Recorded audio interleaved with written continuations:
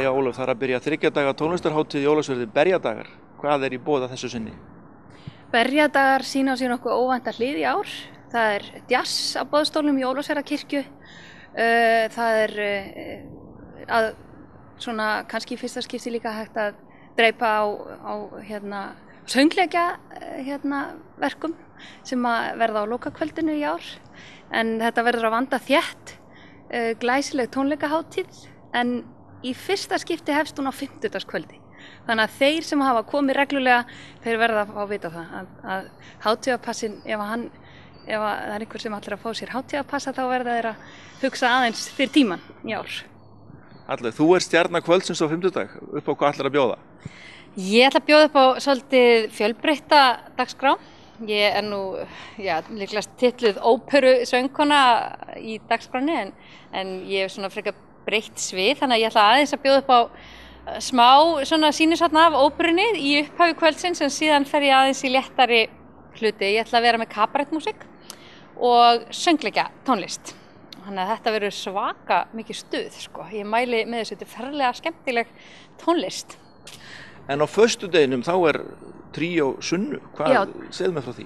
Tríó Sunnu Gunnlaugs ætlar að spila fyrir okkur í Ólafsfjarðarkirkju á föstudagskvöld klukkan 20. Það hann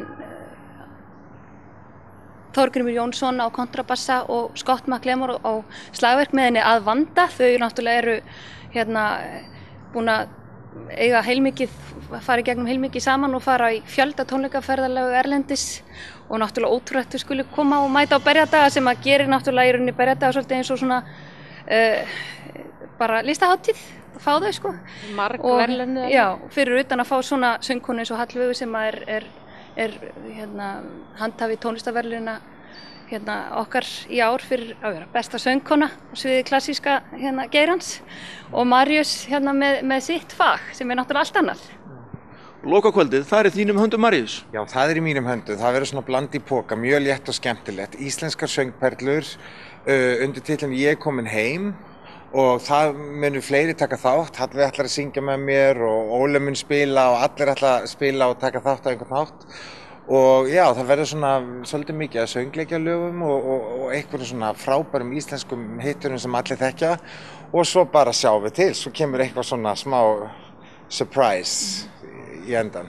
En það sem svo frábært, sko, við lokakvöldið að Guðmundur Ólafsson, leikari, og ég vil nú segja gamanleikari í þessu tilliti, því að hann svona tenorinn okkar svolítið, bregður sér líka í ýmis gervi sem kynnir á lokakvöldinu yfirleitt.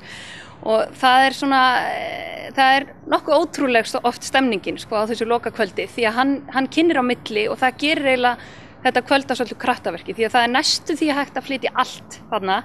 Það passar allt inn, því að Guðmundur með okkur og rammar hvert atriði inn á sinn snildarmáta, með sinn snildarhúmor, og ég hvet alla til þess að tryggja sig með á það kvöld. The girls of summer get burned. They start the summer unconcerned.